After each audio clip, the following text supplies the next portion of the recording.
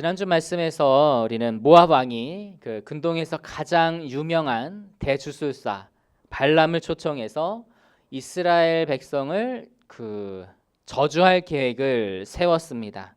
그것에 대해서 말씀을 드렸는데, 이제 발람이 모압으로 가는 길에 하나님께서는 그에게 천사를 보내셨고요. 그에게 하나님께서 이르시는 말만 전하도록 신신당부를 하셨어요. 그래서 발람이 이제 모압 왕에게 가서 3번 제단을 쌓고 3번 예언을 했는데, 하나님의 말씀대로 이스라엘을 저주하는 게 아니라 이스라엘을 축복을 했습니다. 그러니까 이 모압 왕은 이스라엘을 저주해 달라고 사주를 했는데, 발람이 이제 그 축복만 하니까 매우 화가 나서 이제 발람을 이제 내쫓아 버렸어요. 그래서 발람은 아무런 그런 복채도 받지 못하고 모압 왕에게서 떠나야 했습니다. 그런데 그 일이 있은 지 얼마 후에 모압 평야의 북쪽인 시딤에서 계속해서 머물러 있던 그 이스라엘 백성이 그 사이에서 좀 문제가 생기기를 시작을 했어요. 우리 본문 1절 말씀 같이 보실까요? 1절 시작. 이스라엘이 시딤에 머물러 있더니 그 백성이 모압 여자들과 음행하기를 시작하니라. 이스라엘 백성이 그동안 출애굽하여 가나안 땅을 향하여 올라오면서 한 번도 이방 여인들과 음행한 사건이 없었습니다. 사실 서로 적대적인 관계니까 그런 음행할 그런 일도 없고요. 그리고 사실 이스라엘 백성들이 봐줄 게 뭐가 있겠어요. 그냥 광야에서 그렇게 오랫동안 생활하고 있는데 그 모압 여인들이 보기에 좋을 게 뭐가 있겠어요. 그런데 음행할 일이 없는데 이상하게 이스라엘 남자들이 모압 여인들과 음행을 하게 되었다라고 하는 거예요. 이게 왜 이런 일이 생긴 걸까요? 우리 본문 2절과 3절을 같이 한번 보시겠습니다. 본문 민수기 25장 2절과 3절 같이 보시겠습니다. 시작. 그 여자들이 자기 신들에게 제사할 때에 이스라엘 백성을 청하매 백성이 먹고 그들의 신들에게 절함으로 이스라엘이 바알보올에게 가담한지라 여호와께서 이스라엘에게 진노하시니라. 2절 말씀해 보니까 그 단서가 있어요. 음행한 여인들이요, 자기네들이 제사를 할 때 이스라엘 남자들을 초청한 거예요. 그러니까 즉 그들은 이스라엘 백성들을 그 신앙적으로 타락시키기 위해서 계획적으로 이스라엘 남자들에게 접근해서 그들을 유혹한 겁니다. 그렇게 해서 그들의 하나님이 그들에게 진노하도록 만들려고 하는 그런 음모였던 거예요. 그럼 이런 악한 계획이 대체 어디에서 나온 걸까요? 누구의 머리에서 나온 걸까요? 우리 요한계시록 2장 14절 말씀을 같이 한 목소리로 읽겠습니다. 시작. 그러나 내게 2가지 책망할 것이 있나니 거기 내게 발람의 교훈을 지키는 자들이 있도다. 발람이 발락을 가르쳐 이스라엘 자손 앞에 걸림돌을 놓아 우상의 제물을 먹게 하였고 또 행음하게 하였느니라. 자, 보니까 이 계획이 누구한테 나왔다고요? 발람에게서 나왔습니다. 아니, 아까 말씀드리기로는 그가 하나님의 명령에 따라서 축복만 했다라고 했는데 그것으로 끝난 줄 알았는데 그게 아닌가 보죠. 여러분 한번 생각해 보시기 바랍니다. 이 발람이 모압 왕에게 간 것은 그 모압 왕이 발람에게 그 두둑한 복채를 챙겨주기로 약속을 했고 또 그의 신분을 상승시켜 주겠다, 귀족으로 만들어 주겠다라고 약속을 했기 때문에 그의 마음이 흔들려서 모압으로 간 거였어요. 원래는 이제 가려고 하지를 않았어요. 그런데 이제 모압 왕이 제시한 조건에 마음이 흔들려서 모압으로 갔단 말이에요. 그런데 하나님의 명령 때문에 이스라엘을 이제 3번이나 축복을 해서 이제 모압 왕이 약속했던 그런 복채들을 하나도 받지를 못했어요. 그 탐욕이 가득한 자가 그 먼 길을 가서 고생을 했는데 아무것도 얻지 못했으니 얼마나 속이 타겠어요. 그래서 어떤 신학자는 그렇게 추측을 하더라고요. 발람이 이제는 그 모압에게서 떠나서 이스라엘 백성에게 찾아가서 그래서 자기가 받았던 이 예언들, 하나님께서 이스라엘에게 복 주시는 예언들을 풀어가지고 다 전해준 다음에 모압 왕이 약속했던 그런 부와 그리고 명예를 달라고 요구를 했다는 거예요. 그런데 모세가 거절을 했다는 거죠. 물론 이게 단순한 추정에 불과하긴 하지만 뭐 한 번쯤 할 수 있는 재미있는 상상인 것 같기는 해요. 이제 그렇게 해서 이제 어쨌든 발람은 이스라엘 백성들을 타락시키기 위한 그러한 사악한 계략을 모압 왕에게 전달을 했습니다. 그러니까 외부에서 저주하는 것은 불가능하니 내부를 공략하라. 그들을 타락하게 만들어 스스로 망하게 하라라고 하는 그러한 계략을 전달을 한 거죠. 그의 계획이 아주 정확하게 들어맞습니다.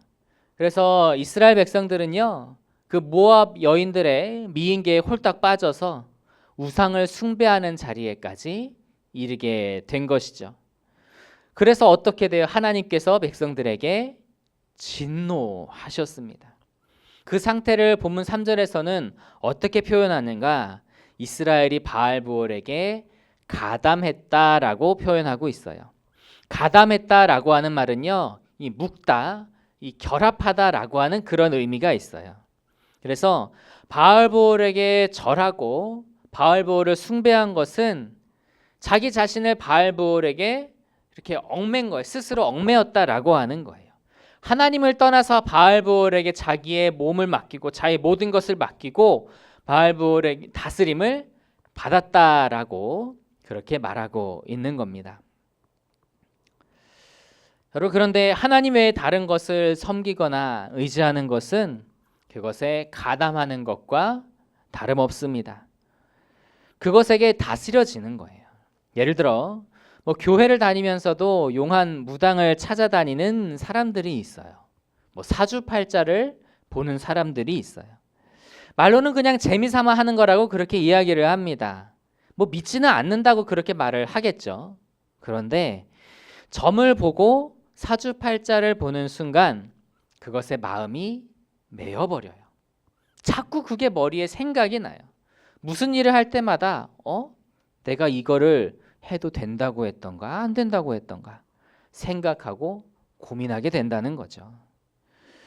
그렇게 헛된 우상에게 가담하였고 그 우상에게 휘둘리게 되는 거예요.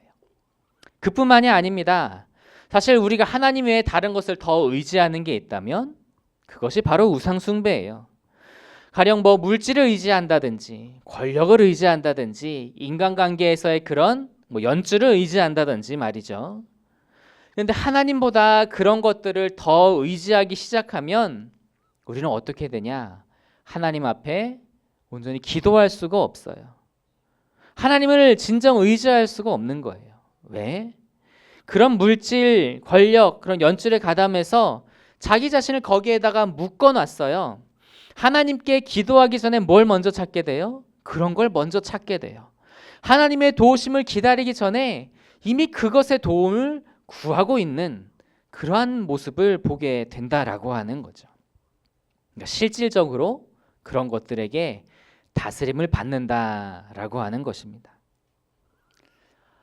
여러분, 우리가 진정 섬기는 것은 누구입니까?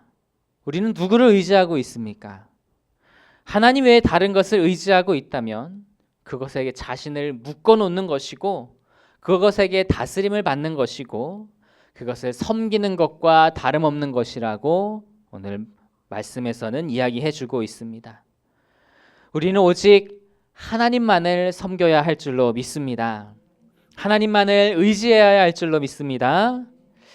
세상의 그런 권세들은, 세상을 또 주장하고 있는 그런 사단의 권세는요, 우리가 세상의 것들을 의지하도록 우리를 유혹하고 그렇게 몰아가요.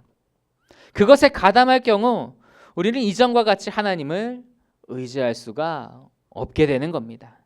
그래서 오직 하나님만을 섬기고 하나님만을 의지할 수 있는 저 여러분이 다 될 수 있기를 주님의 이름으로 축복합니다. 자, 이스라엘이 이제 바알보를 섬긴 것에 대해서 하나님이 지금 매우 진노하셨습니다. 그래서 이스라엘의 진영에 전염병을 보내셨어요. 모세는 이제 하나님의 진노가 가라앉으시기 위해서 바알보르에 가담한 사람들을 다 죽이라고 그렇게 명령을 내렸고요. 백성들은 이제 자신들의 죄를 회개하기 위해서 회막문 앞에 모여서 앉아 울면서 회개하고 있었습니다. 그런데 그들이 이제 그렇게 울면서 회개하고 있는데 그 중에 아주 기가 막힌 상황을 보게 돼요. 우리 6절 말씀 같이 한번 보실까요? 6절입니다. 시작. 이스라엘 자손의 온 회중이 회막문에서 울 때에 이스라엘 자손 한 사람이 모세와 온 회중의 눈앞에 미디안의 한 여인을 데리고 그의 형제에게로 온지라. 지금 백성들은 죽어가고 있는데 한 남자가 이 모든 일의 원흉이 된 그 여인을 데리고 그들 앞을 지나가게 되는 거예요. 본문 14절에 의하면 이 사람은 그 시므온 지파의 유력한 그러한 족장인 시므리라고 하는 사람이었어요. 백성의 지도자급에 있는 사람이었어요. 그런데 그 지도자라는 사람이 아무 생각 없이 그 이방 여자랑 음행하고 다니면서 스스로 재앙의 원흉이 되어버린 거예요. 정말 기가 막힐 노릇이죠. 그것을 바라보던 한 사람이 그 마음에 분노가 불일 듯이 타오르는 것을 경험하게 되는데요. 우리 7절과 8절 말씀을 보시겠습니다. 7절과 8절입니다. 시작. 제사장 아론의 손자 엘르아살의 아들 비느하스가 보고 회중 가운데에서 일어나 손에 창을 들고 그 이스라엘 남자를 따라 그의 막사에 들어가 이스라엘 남자와 그 여인의 배를 꿰뚫어서 두 사람을 죽이니 연병이 이스라엘 자손에게서 그쳤더라. 아론의 손자이고요, 대제사장 엘르아살의 아들 비느하스의 마음에서 분노가 막 타오르기 시작을 했어요. 그는 회중들과 같이 회막문 앞에서 통곡을 하고 있다가 그 지도자인 시므리가 행동하는 그 꼴을 보고 도저히 참을 수가 없었어요. 그래서 일어나서 창을 들고 시므리의 그 뒤를 따라 그의 막사로 들어가서 두 남녀를 모두 죽이게 됩니다. 그는 왜 그렇게 분노를 했을까요? 그는 거룩한 제사장 가문의 사람입니다. 자기가 제사장이에요. 그의 할아버지는 초대 대제사장이고요, 그의 아버지도 현재 대제사장입니다. 그러니 자기 마음을 좀 잘 다스려야 했지 않았을까요? 자기 위치가 있는데. 그런데 결론은 비느하스가 그 두 남녀를 죽였을 때 전염병이 그쳤다는 거예요. 비느하스의 행동 하나님께서 어떻게 여기셨다는 거예요? 기쁘게 여기고 합당하게 여겼다라고 하는 거죠. 하나님은 본문 11절에서 비느하스의 행동에 대해 이렇게 평가하십니다. 우리 11절 같이 보시겠습니다. 11절입니다. 시작.